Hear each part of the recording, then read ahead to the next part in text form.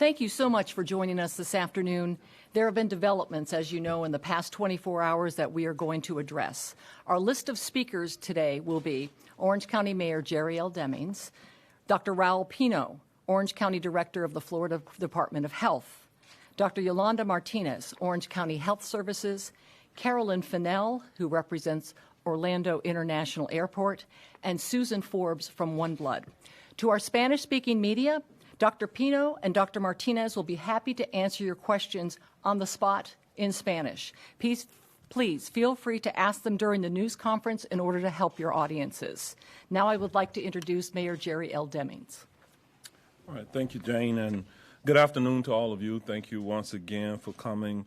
A lot has happened within the last 24 hours throughout America and certainly here within Orange County as it relates to the COVID-19 virus.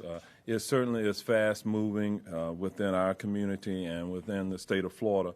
Overnight, we learned from the Department of Health that Orange County had its first confirmed case of the virus. The victim is a local resident who is living here in Orange County.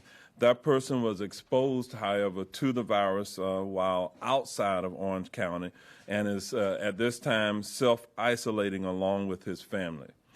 Dr. Pino will give an update on the case, but the victim, again, is in isolation.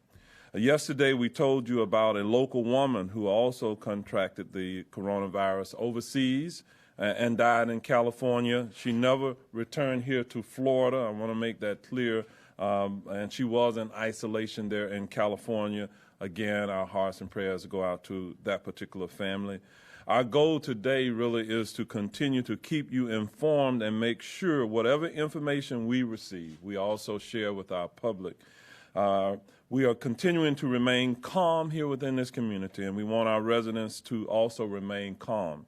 Together, we will get through this storm that is occurring throughout our community. The next few weeks are going to be uncomfortable for all of us because places and events that we love to frequent have either been closed or events have been postponed or canceled, and that is a necessary step that we have to take within this community to keep all of us overall safe. We do this out of an abundance of caution with the hope that by limiting interactions between our residents, we can stop the spread of COVID-19. And at some point, we'll be able to resume our normal lives, and we hope that that will come soon. But we know that this is probably weeks to months away. We know that by tomorrow night, our theme parks will be closed through the end of the month, and I do commend all of our theme parks for putting the people over profits in terms of the decisions that they have made. In just a few minutes, you will hear several updates, and let me just kind of frame those updates. Because of the changing nature of the coronavirus, it is affecting our community in different ways. You will hear an update from Ms. Carolyn Fennell of the Orlando International Airport regarding some of the things that are happening there. You'll also hear that at the Second Harvest Food Bank, they have seen an uptick in need within our community where families who are struggling to have food. With the loss of jobs and employment uncertainty at this time, they are asking for volunteers to come to help distribute food. Fortunately, here in this community, we have a number of entities who are stepping up and providing additional food to the Second Harvest. They are primarily primary food distributor here within Orange County itself. You can go to their website at Feed Hope Now /volunteer, and we'll put that up on our website as well. Again, Feed Hope Now /volunteer. You will also hear from Ms. Susan Forbes from One Blood, who will outline some of the needs that we're seeing in the community regarding a shortage of blood supplies here within our community. At this time, I'm going to ask Dr. Pino to come forward and to give you an update from the Florida Department of Health. Good afternoon. As the mayor mentioned, overnight we got confirmation of our first positive case, confirmed positive case for the coronavirus. This is an individual who is in his 40s. self-isolated with his family, and the virus was acquired outside Orange County in Palm Beach. And we are tracing the contacts of these individuals, and we seem to believe that we have a control over this situation at this point. It is important to establish a difference between community-wide distribution, that means cases popping everywhere, that we have no ability to contain, then 1 or 2 or 3 cases isolated that we have a better ability to control and to trash the context, which it gives us the ability to curtail any further transmission. This individual, again, is in self-isolation at home in good health, experiencing what many other people will experience if they get this, which is a flu-like disease. His family, his wife and 2 children are also in self-isolation. And so far, everything is going in accordance to what we have predicted in cases like this. Of course, I think it's a matter of time. We could get more cases. We actually are surprised that at this point of the epidemic, with the position, geographical position that our county has, with the number of people that travel through our county every day, internationally and nationally and the state, that we haven't even seen more cases. But to that, and it's not that we want more cases, but we have to be alert. And of course, as we increase our ability to test, we may find new cases. But I want to reassure the community that the department is ready, that we are working with our partners at the local level, state level, and national level, as well as our clinical partners. And this is a fight that we're only going to achieve if we do it together. Thank you. Good afternoon. Thank you very much. Again, as we've mentioned before, Health Services at the county continues to work very closely with the Health Department in trying to provide all the assistance that we can in the effort that they're doing, a very important labor in our community. And as Dr. Pino mentioned, I think we are in a very fortunate position that we have had a lot of time to prepare for the possibility of cases in our community. Right now, most of the cases are the 1 or 2 cases are cases that have contracted the virus outside of our community, which once again supports the fact that we do not have at this point any community-wide spread of coronavirus. That is good for us to know. Again, we have had time to prepare for this. We continue to prepare. We continue to work in collaboration with our partners, primarily with the Health Department, in providing the support they need to be able to do their function. And we are here for any questions or needs that our community has. Thank you very much.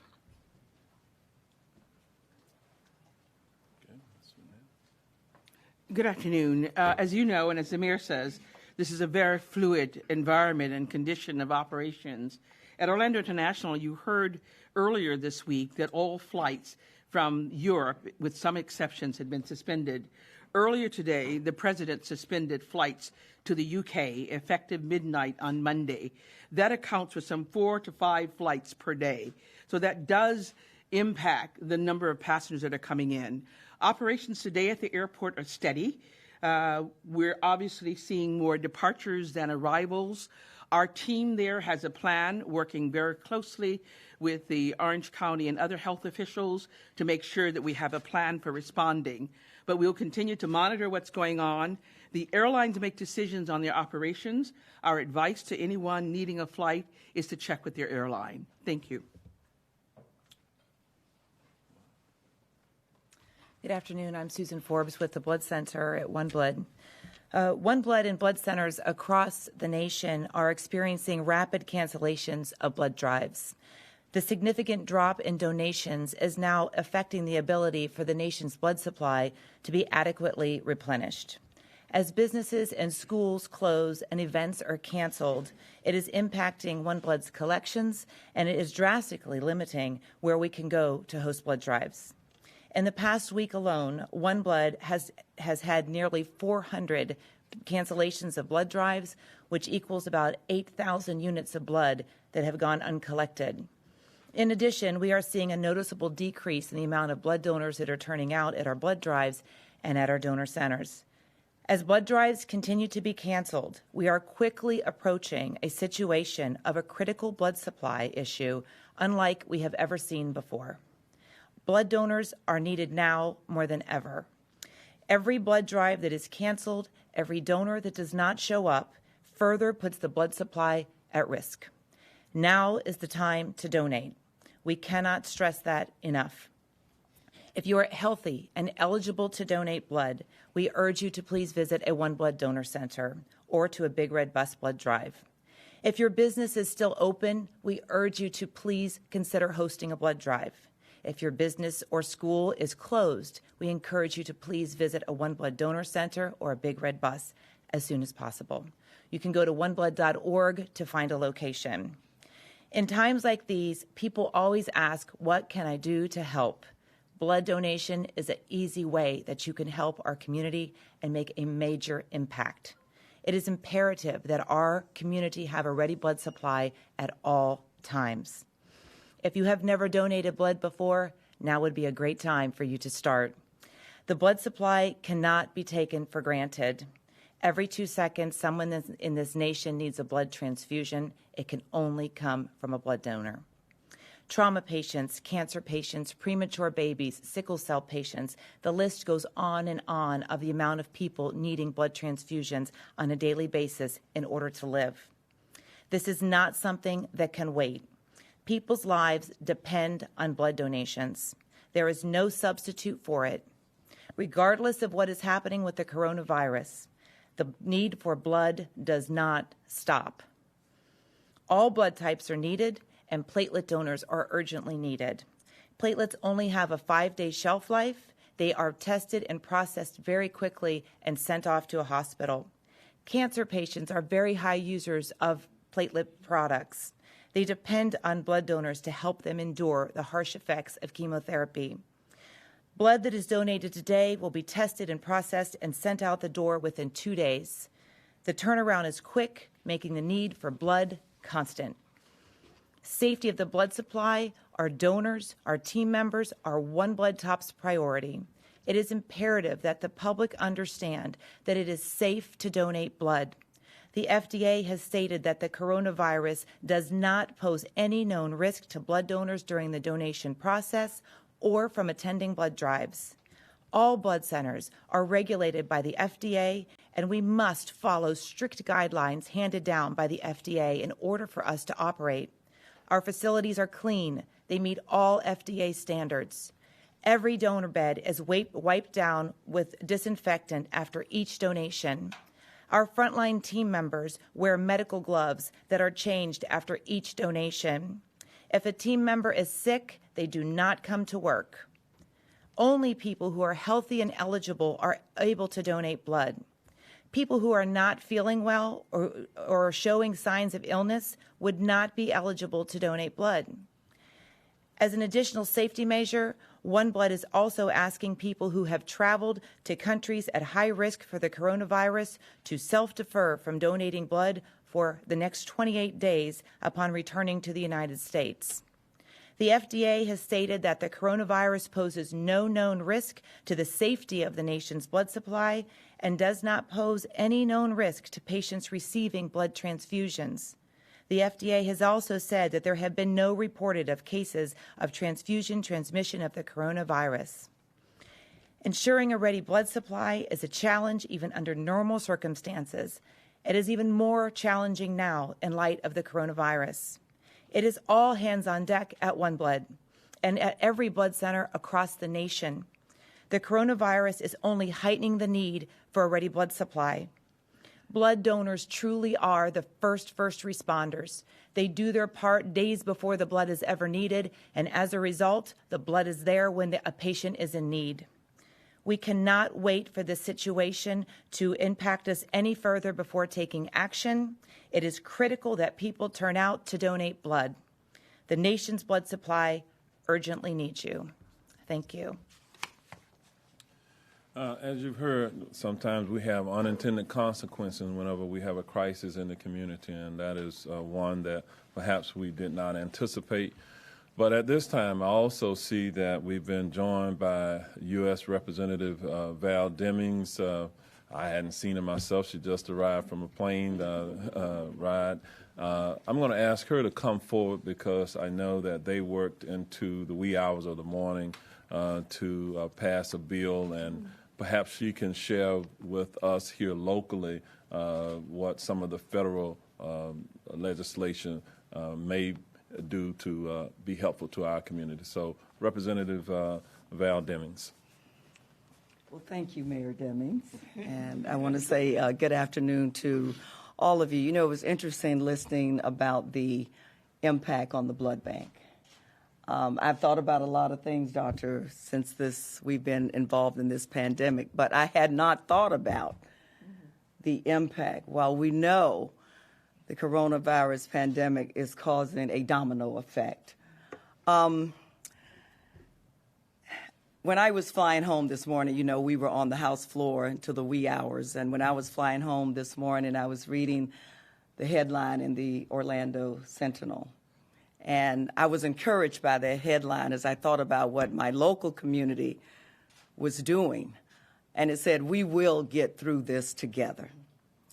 And I would just, as we send a message to Orange County residents, and I thank the members of the media for helping us carry this very important message.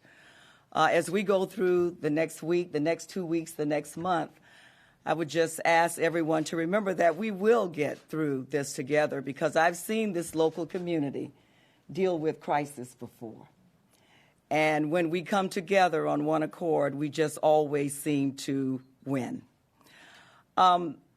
Last week, as you all know, we were able to pass an $8.3 billion emergency package to deal with this pandemic. Last night on the House floor, after many, many hours of negotiations with Republicans and Democrats, we were able to pass the Families First Coronavirus Response Act.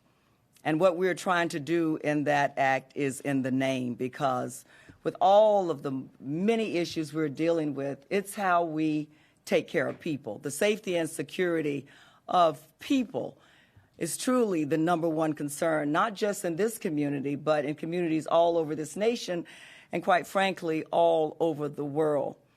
And when we think about all of the people, all of the businesses, small businesses, all of the families, men, women, and children who are impacted, we want to try to lessen that impact. And so when we think about people who really struggle to pay their bills, struggle to eat, struggle to do things during their everyday life, when they don't go to work, they're unable to do that. And so this particular act grants them at least 2 weeks of family leave and medical leave, basically. If they become sick and are unable to go to work, they have symptoms diagnosed with the coronavirus and they're unable to go to work, they will continue to be paid up to a 2-week period of time. They'll get family leave as well as sick leave. When we think about closing schools, and we were talking about that back and forth, not just here but across the nation, and you know, school is there, they're in the business, their primary concern is to educate our children. And we don't even think about that domino effect again. Many of the children who are on free or reduced lunch get roughly 2 meals a day in school, and were it not for that, Commissioner, as you all know, they would not eat. And so the act also grants funds to make sure that we're working with local food banks and others to make sure that those children who will not get those meals in school will be able to do so. We're also making sure that persons, the uninsured, those persons on Medicaid, that they're working with local and particularly state governments to make sure that Medicaid benefits are not reduced. You know, we're really hoping to expand Medicaid coverage here in Florida, but we certainly at the very least do not want any benefits through Medicaid to be reduced. And then last but not least, with testing. You know, we've heard a lot of things about testing, and I attended a very interesting briefing with members of the CDC and others. And very quickly, South Korea has this system where they have drive-through testing. And it has allowed them to be able to test a lot more people than we have been able to test, Doctor, in the United States. And so a question was asked in the briefing, well, why aren't we're the United States of America, why aren't we doing that here? And the answer from the experts was basically that our system is not set up that way, that usually when we are ill, we go to our primary care physician. That system works fine unless we have a pandemic or a crisis like this one. And our system, what I learned this week, and you've heard today, if you had an opportunity to listen to the president's press conference, what I've learned today is that we are very much dependent on the private sector. If we want to increase the number of testings or tests that are available, we cannot do that. We cannot begin to do that without the private sector joining in. And if you saw the press conference yesterday with the president and several private sector representatives agreeing to come together so we can give more tests to individuals. And so what we passed, the package that we passed last night says that if you are having symptoms and you need a test, you're having symptoms and you need a test, then you can get a test and that testing will be free. And so those are just some of the things. There are still some technical changes. I think that's a good politically correct word, a way to phrase it. But I hear you back there laughing. But yeah, that's politically correct. But we are looking forward to the Senate passing the bill on Monday and then the president signing it shortly thereafter. So again, thank you all for what you do in my community. Because, sometimes the federal response is not exactly what it needs to be, but I have every confidence in what our local government does. So thank you all so much.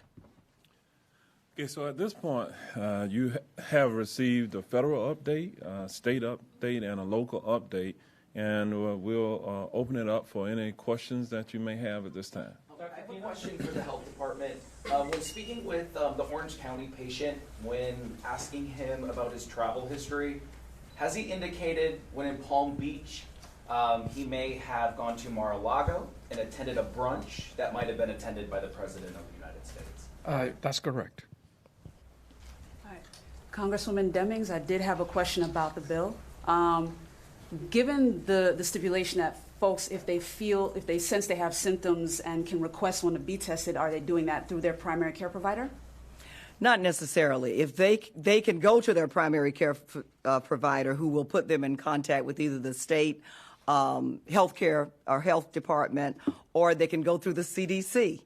But the main thing in the bill is that they will not have to pay for the testing, but they don't necessarily have to go through that. They can go through any of the systems that are in place to get that test done. Thank you. Dr. Pino? Yes. When you talk about that somebody has tested positive for corona, are you talking specifically the family of coronaviruses, which has been around for 50 years, or are you talking specifically of COVID-19? COVID-19. Can you talk about what the treatment for COVID-19 actually is? Are you talking about antibiotics? Could you just talk about a little bit about the treatment? So, for most people, about 80% of the people that come in contact with the virus and develop a disease is just a regular cold, flu-like disease, and what you treat are the symptoms. The fever, the headache, the muscle ache. You need to be hydrated, and you need to follow your doctor guidance. Now, things change if someone has a pre-existing condition, a heart disease, diabetes, sickle cell anemia, and many other diseases that we carry chronically. So that enhances the chances that this person may have greater consequences to the disease than a regular individual that has no pre-existing conditions. So the treatment may have to be tailored to the individual. It would be responsible for me to go beyond the symptoms treatment because it depends on what an individual in particular conditions may have. But the most serious cases, of course, are people who are 60 years and over that we have been advised to refrain from public events, reduce outings, and stay home, not touch your face like I just did. You do it, and then it's involuntary, and then you realize, I did it. That's one. I don't want to be in that video looping of people touching their faces. And of course, we want people to protect themselves. And we have to continue with our life. But let me tell you, I'm from Connecticut. I've been here only 9 months. I have never seen a community come together like this. And I've been working for 20 years in public health, over 20 years. A community to come together like this to solve an issue. So I have, like many of our prior speakers, I have full confidence that we can deal with this. And we also are preparing Congresswomen to do drive-through testing when we get the supplies. The county is ready to do that as well. Thank you. Doctor Pino, para la prensa, yo quisiera saber si el aeropuerto le ha pedido a usted pruebas para las personas en riesgo de volar internacionalmente y si ustedes le han provisto las pruebas y si tienen suficientes pruebas para las personas. Pero eso son como 7 preguntas. So, el aeropuerto, no nos han pedido test para hacer la prueba. Para la comunidad es importante establecer la diferencia entre el kit que se necesita para colectar la muestra de la nariz, la garganta y el esputo y lo que se necesita para hacer la prueba del laboratorio. Esas son 2 cosas muy diferentes. Pero el aeropuerto nuestro tiene la capacidad de identificar casos que han entrado a través de los 11 aeropuertos que tiene el país designado.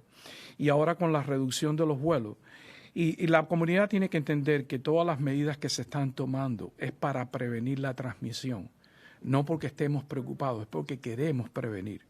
Y entonces la reducción de los números de vuelos nos ayuda a prevenir que haya una masiva distribución en el condado. El cierre de Disney nos ayuda a prevenir que haya nuevos casos en nuestra comunidad. Entendemos que tiene un impacto económico muy grande, pero es un esfuerzo que tenemos que hacer necesariamente. Doctor, when I asked my question, I believe I asked it as that the president may have attended. Can you confirm that that patient has told the health department that the president of the United States did in fact attend the brunch that he did as well? I cannot confirm that.